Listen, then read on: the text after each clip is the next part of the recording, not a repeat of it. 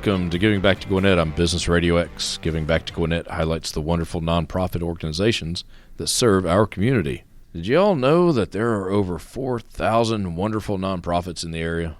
Our hope is that you will be touched by their mission and their impact, so you too will want to be involved. I'm your host, Tom Sheldon. We're coming to you live from the Subaru of Gwinnett studio inside the beautiful Sonesta Gwinnett Place Atlanta Hotel. Now let's meet some amazing people. Hello, amazing people. Hello. Thank you for having us. They're there. I have a room full again today. I love it. With me today is Christi Heidt from Peachtree Christian Health. Hello, Christi. How are you? Hello.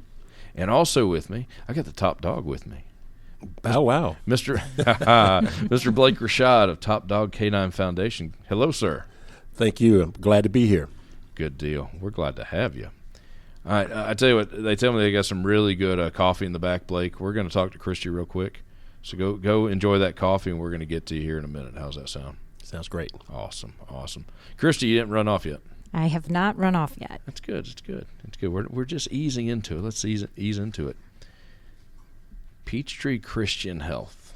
That's an enrichment center, correct? We are a Life Enrichment Center, adult day health center. So we help people who need to be supervised or in a safe environment during the day. I got you. Tell us a little bit about yourself. We're gonna get into Peachtree Christian Health here big time. Tell us a little bit about yourself. I am the program director there, so I try to make sure that our families and our participants and friends who are there have what they need to live life to its fullest through activities, enriching activities. We try to get involved with the community, doing projects to help our friends who come during the day understand that they still have purpose and are valued in the community. I got you. So now you're dealing with people who you say they need to be in a safe environment, dementia, things like that? Correct. It's mental health? Most of our clients have some type of physical or cognitive decline. A lot of them have some form of dementia. They range in age from their 50s, to their almost 100. We have someone.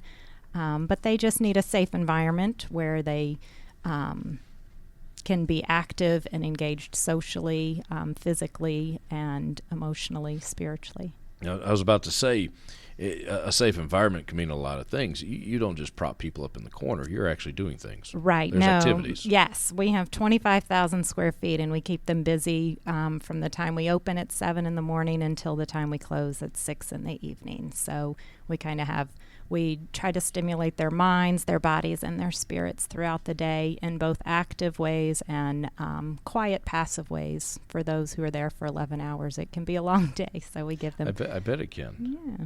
But I see in my notes there's cooking lessons, there's some parties, exercises, horticulture even. Right. We do lots of therapeutic... That's a lot of stuff going on. Right. We do lots of therapies during the day. We'll have horticultural therapy where we have raised beds and gardens where we grow lots of vegetables and flowers during the season. We have physical activities. A lot of them come when they begin coming. We've had people who can barely walk around, it's about 100 yards around our little indoor track, and they can have to stop 4 or 5 times. But after being there a week or two, most of our participants are walking at least a half a mile a day, some 2 to 3 miles.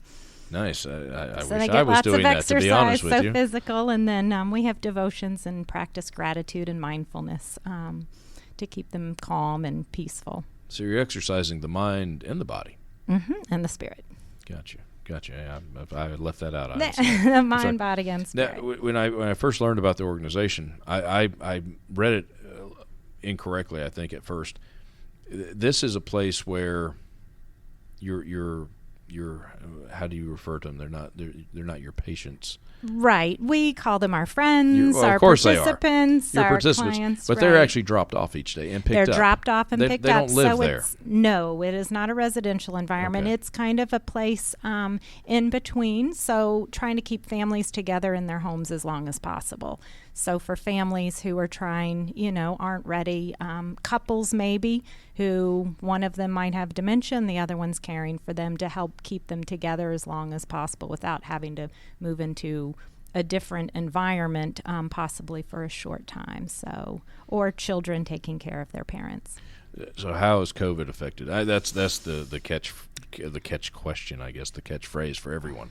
How is COVID affecting blank? So how is COVID affecting you, and how this business is? For our family members and community members with dementia, it's been devastating. I can imagine.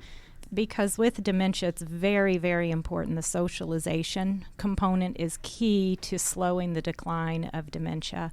And with those, when they're isolated in their homes and afraid, family can't come around, friends, because they are a vulnerable population.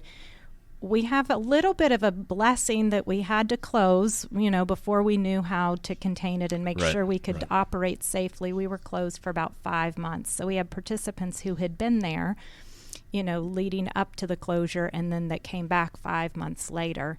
And one of them I'll tell you about in particular, because it broke our hearts. She has dementia, and she was dancing in February and March, and communicating in as best a way she could, interacting with people socially, smiling and laughing. After 5 months, when she returned to the facility, she had no ability to interact, was unable to communicate, and she was completely confined to a wheelchair, and took 2 people to assist her. Within a week of being there, she started to smile. Nice. Engage with the eyes. Within 2 weeks, she was, starting to communicate, and now she is one of ours, probably walking a half a mile a day. You're seeing a lot of that, though, aren't you? So all of our participants, she was one of the most significant changes we saw, so we know what we're doing is helping families. But everyone who came had some type of a decline, because they're not able to walk when you're confined to your house. Right. You're walking 100, paces maybe, back and forth. But with our facility, they're able to walk a lot, interact. When you're at home, your family knows what you need. You don't have to communicate or speak. They're kind of there taking care of you. There's that relationship where they don't have to communicate so much. But with us, they're forced to try to tell us, what they need, and so it helps them communicate more. Now, your caregivers are trained, though. Right. Our staff. Your staff, yes, I'm sorry. Our staff.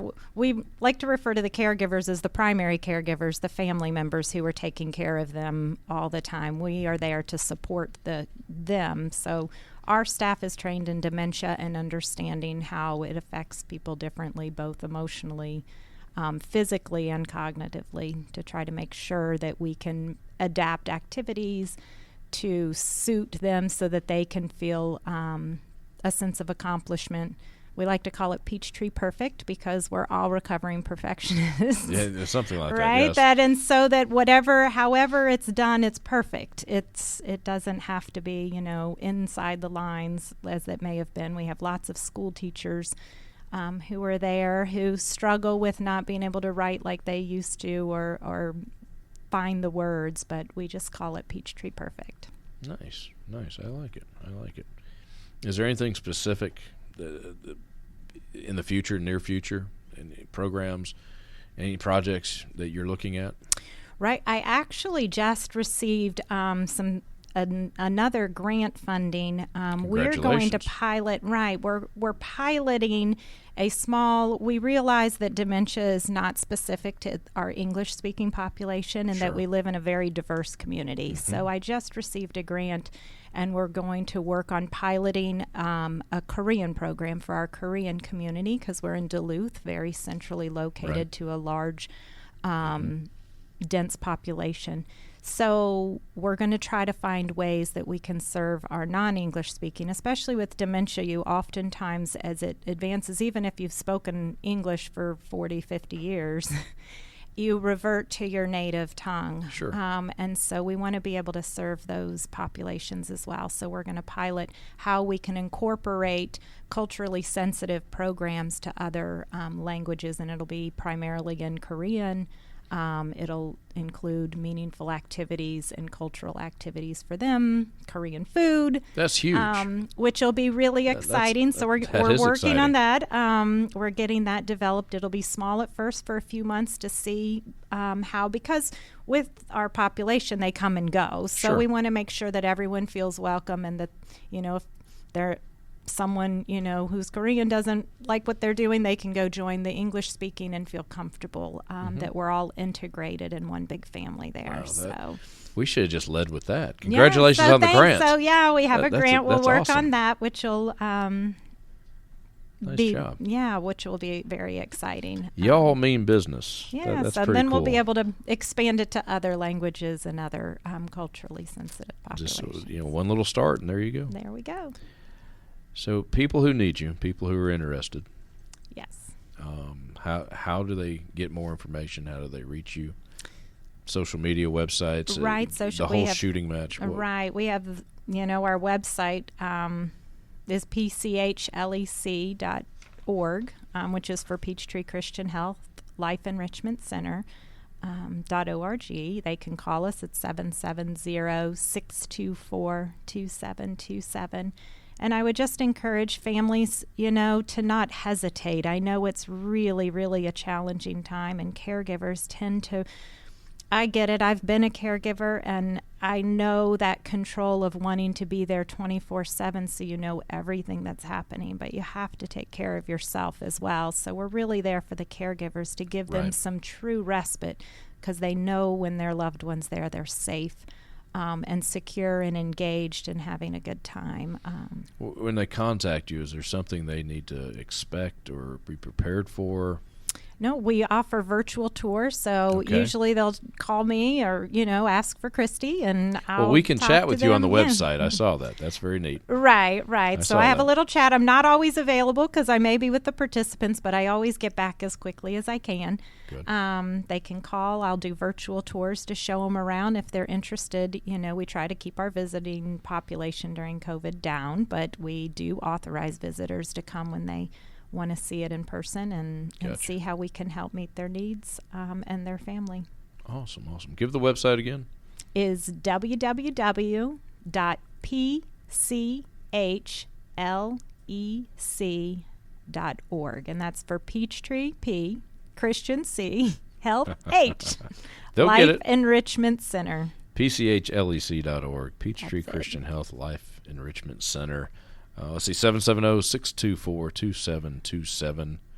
Ask for Christi, folks. She's pretty cool. No, well, thank you. See, that wasn't hard at all, was it? Nope.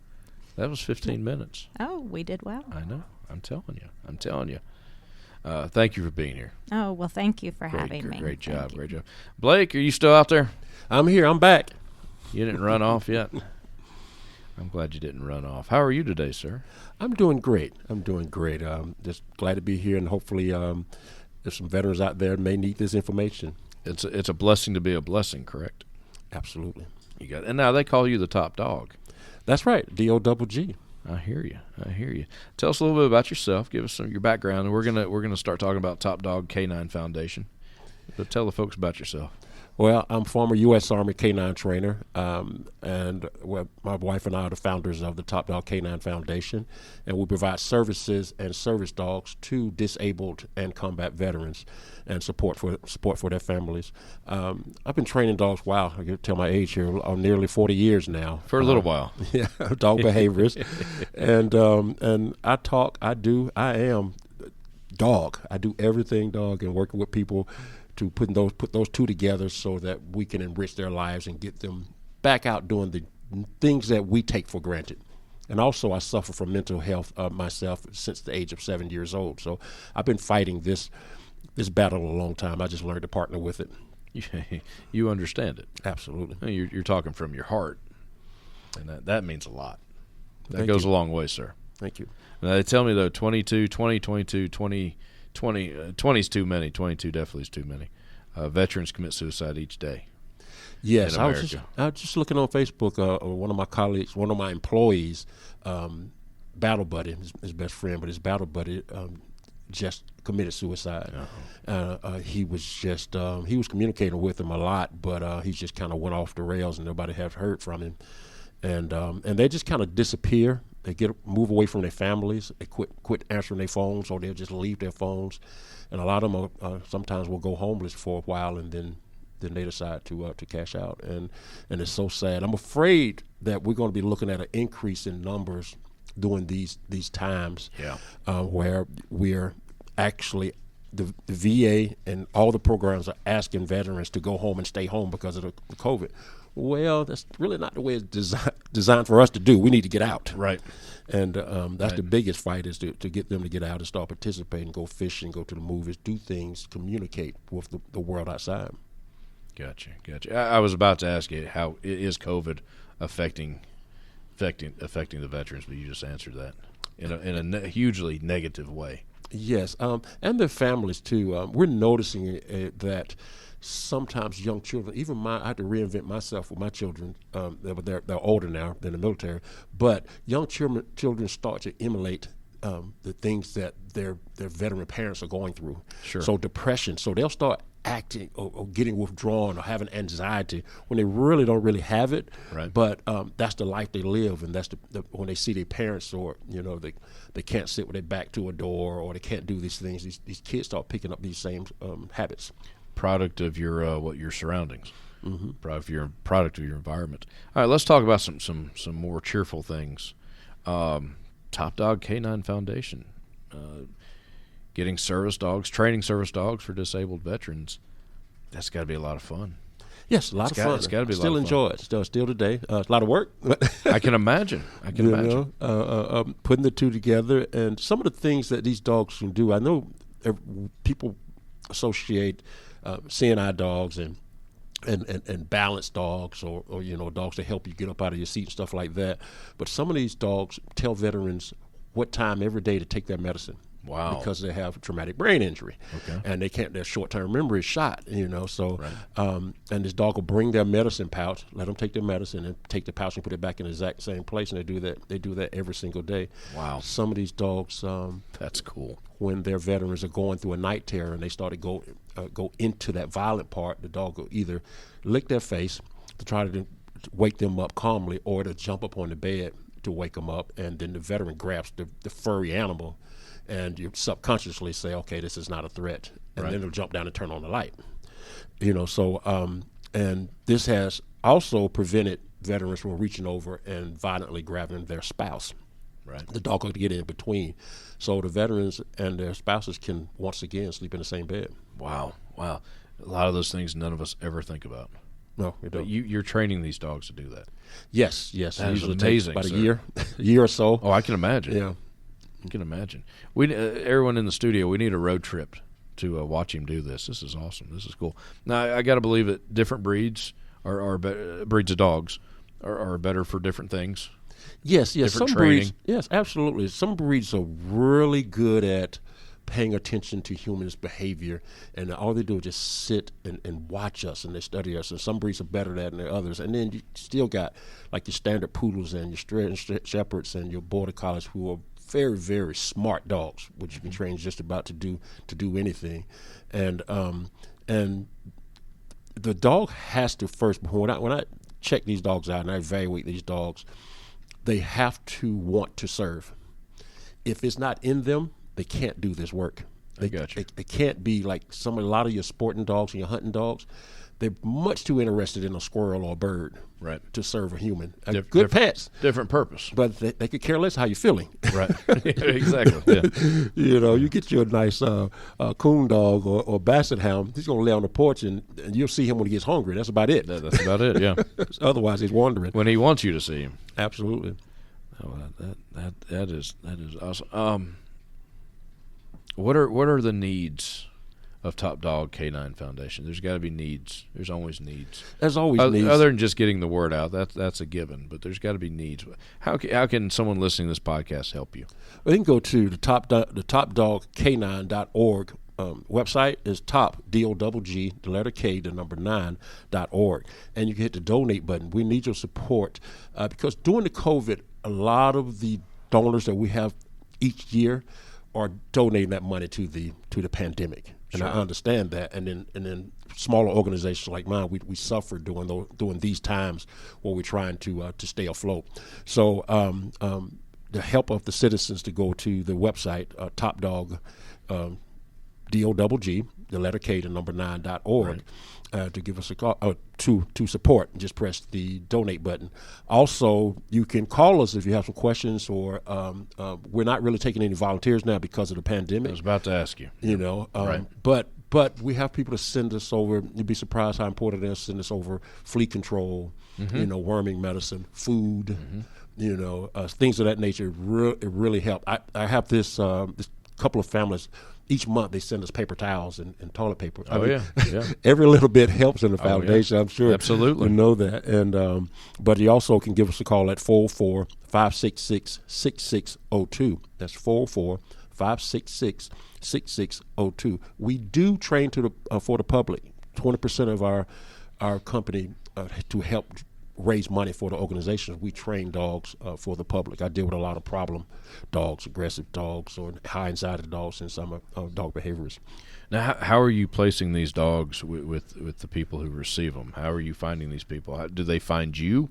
They find us. Okay. Shows like this, but mainly probably 80% of the veterans that come to us are being referred by the VA. Okay. Although the VA does not fund organizations like mine at all, but they send us the people to help, and we have intentionally this year made sure that we were better at serving our female veterans, because when you're too much of a male environment, then they'll come, but they never come back because they don't feel like, and a lot of the mental health that's included in the female veteran community is sexual assault. Really? Yes, Okay. yes. And the military is hush-hush.